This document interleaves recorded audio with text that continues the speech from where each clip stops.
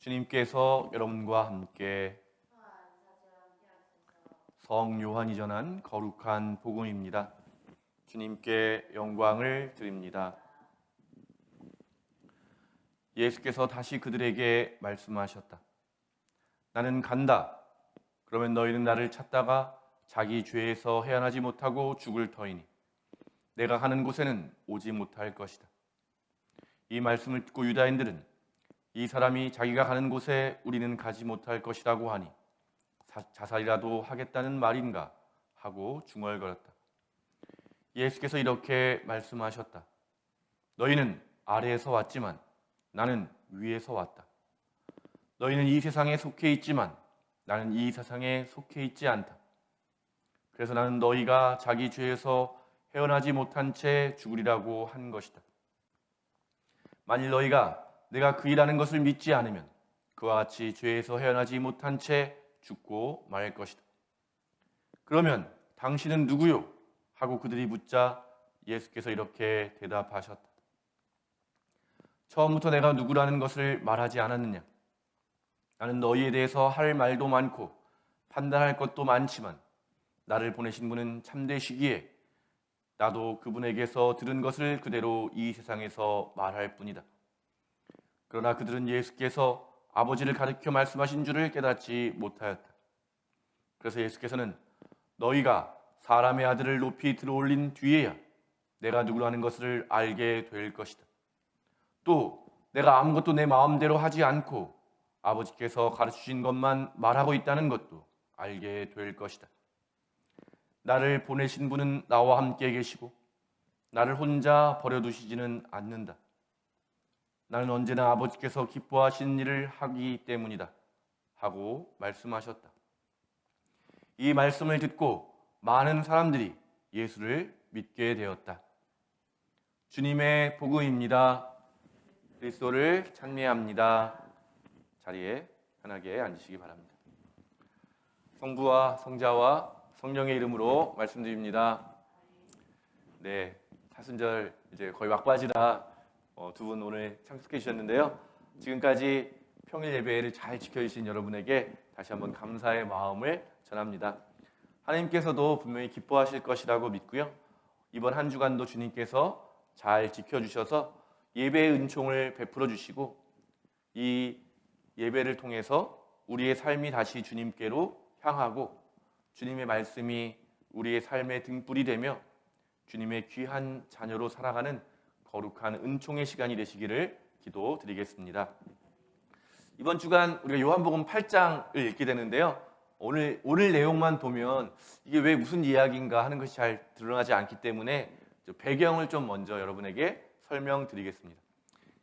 예수님께서는 몇 년 동안 이 땅에서 공생애를 지내셨다고 배우셨죠?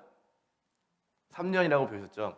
그런데 공관복음을 보면 그런 횟수를 이렇게 짐작하기가 어렵습니다. 그래서 많은 사람들이 공관복음을 연구한 사람들은 예수님이 실제로 활동하신 시간은 1년이 넘지 않을 것이다. 이렇게 많이 이야기를 하시고, 보시면 예루살렘에 입성하셔가지고 십자가에 달려 돌아가시고 부활하는 시간까지가 굉장히 많은 부분을 차지하고 있고요. 그 외의 부분들은 갈릴리 지역에서 사역하시는 이야기들인데요. 우리가 3년이라고 짐작하는 이유는 요한복음을 근거로 우리가 그렇게 교회에서 가르치고 있습니다. 왜냐하면 예수님께서 6월절에 3번 예루살렘에 올라가셨다고 요한복음에는 기록하거든요. 그래서 공관복음에는 성전 정화 사건이 마지막 때 예루살렘에서 일어나게 되지만 요한복음에서는 첫 번째 장면에서부터 이미 성전 정화 사건이 일어나게 됩니다. 그래서 그때 처음 예수님이 예루살렘에 가셨고 그 다음에 3번 정도 이 예루살렘에 가셨는데 그때마다 6월절이었기 때문에 6월절은 1년에 한 번씩 지내는 거니까 3년 정도 예수님께서 아마 공생애를 활동하셨을 것이다. 이제 그렇게 학자들이 연구를 하게 되었습니다. 그런데 오늘 읽은 이야기 7장과 8장의 이야기가 같은 시간대에 일어난 사건들의 이야기인데요. 6월절이 아닌 초막절에 예수님 한 번 더 예루살렘에 올라가셔서 지금 예루살렘에서 일어나고 있는 사건입니다. 그래서 오늘 이 예수님의 이야기를 이해하기 위해서는 7장부터 초막절에 어떤 일들이 있는지, 초막절은 무슨 절기인지, 왜 예수님은 이렇게 말씀하셨는지를 같이 우리가 좀 살펴보아야 됩니다. 그래서 일독서에서 무슨 성경을 읽었죠? 민수기 말씀, 광야에서 일어나는 사건. 그것이 연결되어 있습니다. 7장에 초막절을 지키기 위해서 예수님께서 예루살렘에 가셨음을 보여주는데요. 초막절은 무슨 절기냐면은 집이 있는데 다 이제 땅을 받았잖아요. 그러니까 집을 짓고 살고 있었는데 집이 없던 그 시절 언제죠? 광야에서 살던 그 40년의 시간, 그거를 기념하기 위해서 집을 놔두고 집 앞에 초막, 뭐예요? 대충 나뭇가지로 천막처럼 치고 사는, 일주일 동안 사는 거예요. 근데 그 일주일 동안 뭘 기억하는 거예요? 집 없이 광야에서 살던 그 40년을 매년 기념하는 절기가 초막절입니다. 그래서 7일 동안 집을 놔두고 초막을 짓고 허름한 이제 텐트를 치고 광야 생활을 기억하는 건데요. 광야 생활의 핵심이 뭐겠어요? 압축되어 있으니까 40년은 아니고 7일이니까 하느님이 구름 기둥과 불 기둥으로 인도해 주신 사건, 또 만나와 메추라기를 먹여 주신 사건. 그러니까 늘 이 사람들이, 유대인들이 초막절 동안 기억하는 게 뭐겠어요? 하느님이 나의 인도자이구나. 하느님이 나에게 삶의 양식을 채워주시는 공급자이시구나 라는 것을 굉장히 기억을 하고 있잖아요. 그리고 이 사람들은 대부분 초막에 살기도 하지만 예루살렘 성전에서는 큰 두 가지의 예식을 치르는데요. 첫 번째가 뭐냐면 제사장들이 실로암에서 깨끗한 물을 떠서 성전에도 깨끗하게 물을 붓는 거예요. 하느님의 은혜가 부어지는, 그것을 이제 첫 번째 하는 예식이고, 두 번째는 밤이 되면 성전 여인들까지 들어올 수 있는 데 있잖아요. 성전 더 안쪽 안뜰 말고 바깥 뜰에다가 큰 등불을 2개를 세우고 불을 밝히는데, 기록에 보면 그 불이 하도 밝아가지고 엄청나게 큰 등불을 밝히기 때문에 예루살렘 성 전체가 다 환하게 비쳤다 할 정도로 큰 불을 밝히는 겁니다. 7장에서는 예수님이 뭐라고 말씀하시냐면, 목마른 사람은 누구든지 나에게 와서 마셔라. 나에게서 이 샘물이 솟아나는 그런 것들을 이야기하시는데, 그게 뭐예요? 제사장들이 실로암 물을 떠서 성전에 붓는 그 행위처럼. 근데 그건 어떤 거예요? 일시적인 거지만 예수님 뭐라고 말씀하신 거예요? 진짜 생명의 샘물이 누구라는 거예요? 예수님. 그 예식이 보여주고 있는 하나님의 은총을 베풀어주는 그것이 누구를 통해서 온다는 거예요? 이제 성전이 아닌 예수님을 통해서. 그래서 예수님 말씀하시잖아요. 성전을 허물어라. 성전을 다시 짓겠다라고 하는 것은 우리 예수 그리스도를 참된 성전으로 고백하는 것이죠. 그래서 7장에서는 누구든지 목마른 사람은 와서 나에게서 마셔라 라고 하는 것을 통해서 하느님의 인도하심이 누구를 통해 드러나는 거예요? 예수 그리스도를 통해서. 목마를 때 어떻게 했어요? 반석에 모세가 딱 치면 물이 솟아나잖아요. 마찬가지로 나에게서 샘물이 솟아나게 된다. 예수님이 반석이 되시는 거고 예수님이 구원의 샘물이 되시는 거죠. 근데 요한복음 7장을 보시면 뭐라고 설명하냐면요, 누구든지 나에게서 마시는 사람은 영원토록 그 샘물이 넘쳐날 것이다 라고 약속해 주셨는데, 설명을 뭐라고 했냐면, 이는 장차 성령을 받을 사람들을 가리켜 하신 말씀이다. 그러니까 이 예수님의 사건을 결국 요한복음은 뭐라고 설명하는 거예요? 예수님이 참된 생명의 샘물이신데, 예수님을 믿는 사람은 이제 성령의 샘물이 그 안에서 계속 넘쳐나게 될 것이다. 누구든지 예수님을 믿는 사람은 이제 성령의 사람이 되어서, 바울로는 뭐라고 설명했어요? 육신을 따라 사는 삶이 아니라 우리는 성령을 따라 사는 삶을 살아갑니다 라고 이야기하는 그 사건을 예수님께서 미리 예고하신 거죠. 그래서 7장의 이야기에는 그런 성령에 대한 약속, 참된 구원의 사건이 마치 하느님께서 이스라엘 백성을 인도해 주셨던 것처럼 예수님이 우리를 인도해 주시는 참된 구원자이시다라는 것을 구약의 사건과 예수님을 연결해서 보여주고 있는 거죠. 그러니까 사람들이 계속해서 묻는 거죠. 아니, 당신이 어떻게 그 놀라운 구약 사건의 주인공이냐? 예수님 뭐라고 하시는 거예요? 내가 바로 그 약속된 사람이다. 그 구약의 사건이 나를 통해서 완성될 것이다. 이렇게 이야기해 주시는 겁니다. 두 번째 예식이 뭐라고 했죠? 큰 등불을 밝히는데 이건 뭘 상징하는 거냐면 불기둥. 밤에 불기둥으로 인도해 주셨다고 하잖아요. 그러니까 이 불을 환하게 밝힌 그 자리에서 예수님이 뭐라고 말씀하세요? 나는 세상의 빛이다. 나를 따라오는 사람은 어둠 속을 걷지 않고 생명의 빛을 얻을 것이다. 그러니까 그냥 예수님 말씀만 하신 게 아니라 그런 큰 등불이 빛나고 있는데 예수님이 그 이야기를 해주신 거죠. 똑같이 뭐예요? 저렇게 너희들을 인도해 주셨던 하나님의 참된 불기둥, 그것이 예표하고 있는 게 누구라는 거예요? 예수 그리스도. 참 빛이신 예수 그리스도가 이 땅에 오셨다는 거죠. 그래서 우리가 이 고백을 언제 써요? 복음 환호성으로. 복음을 읽기 전에 복음을 맞이하는 우리들이 축복의 말씀, 예수님 말씀을 기억하는 것이죠. 그 말은 뭐예요? 말씀의 빛이 우리의 삶을 비추어 주셔서 이제는 우리가 어둠 속을 걷지 않고 생명을 얻어서 예수 그리스도를 따라가기를 원한다라고 한 우리의 소망을 담아서 복음 읽기 전에 복음 환호성으로 이 말씀을 고백하는 거죠. 다 함께. 그래서 오늘 이야기는 이런 배경을 보시면 많은 사람들이 깨달은 거죠.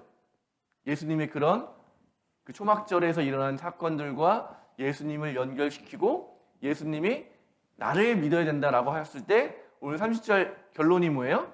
예수님의 말씀을 듣고 예수님을 믿게 되었다. 그러니까 예수님이 그냥 말씀만 선포하신 게 아니라 구약의 절기에 빗대어서 자신의 존재, 자신의 정체성, 또 자신의 구원이 무엇인지를 이스라엘 사람들에게 알려주셨고 그 중에 많은 사람들은 그 예수님의 말씀을 자기의 신앙으로 받아들였다는 거죠. 그런데 반대로 오늘 이야기의 내용은 뭐예요? 믿지 않는 사람, 바리새파 사람, 여전히 믿지 않는 사람들이 있었고 그 사람들이 예수님에게 당신이 어떻게 그 구원자냐, 메시아냐 이야기를 할 때 예수님이 답변을 해주시는 거예요. 뭐라고 얘기해 주시는 거예요? 너희가 나를 들어 올릴 때, 십자가에 매달아 달아 죽일 때, 그때 너희는 마치 내가 진짜 누구인지, 마치 오늘 일곱셀 읽은 것처럼 광야에서 끝까지 믿지 않는 사람들이 많았잖아요. 믿지 않았던 너희 조상들이 당했던 심판이 다시 임하게 되는 거죠. 나무에 달린 구리뱀을 본 사람은 나았지만 믿지 않았던 사람, 보지 않았던 사람은 죽임을 당했던 그 사건을 통해서 예수님이 십자가에 달려 돌아가시는 그것이 무엇인지를 오늘 저와 여러분에게 분명하게 보여주고 있는 것입니다. 민수기의 이야기는요, 광야에서 40년 동안 하느님께서 끊임없이 이스라엘 백성을 돌보아주시는 사건이에요. 그런데 반대로 이스라엘 백성은 어떻게 하는 거예요? 끝까지 하나님을 믿지 못하고 원망하고 불평하고 믿지 않아서 벌을 받고 그러나 다시 용서받고 구원받는 이야기죠. 오늘도 예수님 그 모세에게 불평을 막 하다가 심판이 오니까 어떻게 하는 거예요? 우리를 위해서 기도해 주십시오. 근데 모세가 다시 또 기도해주고 구원의 길이 열리게 된 거죠. 근데 이게 한두 번이 아니라 11장에서도 13장에서도 16장에서도 그리고 오늘 읽은 21장은 거의 광야 생활 40년이 끝나갈 마지막 그 시기예요. 그러니까 짧게 말해본다면 40년 내내 불평하고 믿지 못하고 하느님을 따르긴 따르지만 억지로 따랐던 그들의 불신앙이 있었던 거죠. 그러니까 예수님이 십자가의 사건을 뭐에 비춰서 말씀하시는 거예요? 지금도 내가 이렇게까지 말하는데 내가 이렇게 보여주고 진짜로 말해주고 진리를 드러내는데도 믿지 않는 너의 불신앙들은 마치 너희 선조들이 그토록 고집을 피우고 끝까지 믿지 않고 불평하고 원망하던 모습과 닮아있다. 그러니 십자가를 세웠을 때 그때 뭐가 드러나는 거예요? 하느님의 한없는 사랑이 드러나지만 동시에 그것을 보고도 여전히 믿지 않는 끝까지 자기의 고집을 피우고 하나님 앞에 끝까지 버티고 있는 그들의 죄악도 십자가에 동시에 드러나게 되는 거죠. 그래서 십자가에는 두 가지가 함께 나타나는 거죠. 하느님의 사랑과 은혜, 그리고 그것을 믿지 않는 사람들의 불신앙과 원망과 불평과 죄가 함께 드러나는 것입니다. 그래서 오늘 우리가 이 사순절기에 이 말씀을 읽는 이유는 무엇이겠습니까? 이제 곧 우리가 마주하게 될 십자가는 바로 하느님의 무한한 사랑과 은혜를 드러내는 것이지만 동시에 여전히 하느님을 믿지 못하고 하나님을 신뢰하지 못하고 하나님께 불평하며 내 삶에 부족한 것들을 하나님께 원망하면서 온전히 믿고 따르지 못하는 우리의 모습이 그 십자가 앞에 있다는 것을 다시 한번 말씀을 통해서 우리가 보고 있는 것입니다. 그렇게 여전히 내 안에 하나님의 인도하심, 하나님의 보호하심, 또 하나님이 우리에게 베풀어 주시는 것들로 만족하지 못하고 우리가 썩어 없어질 더 맛있는 음식, 더 좋은 옷, 더 좋은 집, 이런 것들에 우리의 마음을 빼앗기고 있다면 오늘 말씀 우리에게 뭐라고 이야기하는 거예요? 여기 참된 생명의 주님이 계신 예수 그리스도가 계시는데 참된 이 생명과 성령을 주시는 예수님을 말고 그저 썩어 없어질 그런 것들을 바라겠느냐? 여기 세상의 참 빛이신 예수 그리스도가 계시는데 너희는 지금 무엇을 바라보고 있느냐? 무엇을 원하고 있느냐? 그 광야의 사건들을 통해서 드러난 이스라엘의 불신앙과 불평은 바로 지금 우리의 불신앙과 불평과 만나게 되는 것이죠. 그렇다면 예수님의 말씀은 다시 한번 우리를 십자가로 초대하는 것입니다.